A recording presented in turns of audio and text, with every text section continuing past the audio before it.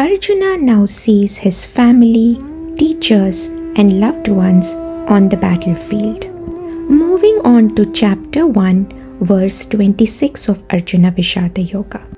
Tatra pashyat sthitan parthaha pitrinnata pitamahan acharyan matulan bratrin putran pautran sakhim statha shvashuran suhridaschaiva senayorubhayorapi. Translation: There, Arjuna could see stationed in both armies his fathers, grandfathers, teachers, maternal uncles, brothers, cousins, sons, nephews, grandnephews, friends, fathers-in-law, and well-wishers. Arjuna looks at both armies and sees his own relatives, elders, teachers, friends, fathers, sons, and well-wishers standing on both sides, ready for war.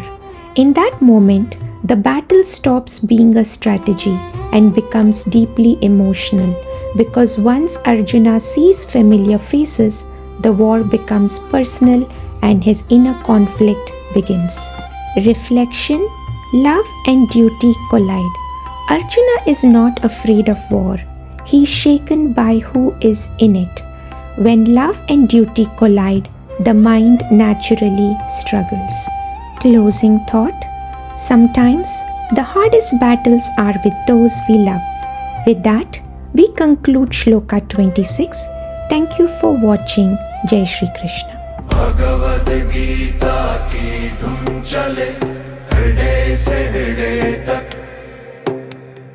shabd ban ke divyagni jala de har andhak, shravan karo man mein utaro har shloka hai margdarshan, Gita jahan jyoti jalao, ban jao तुम अपना अर्पण।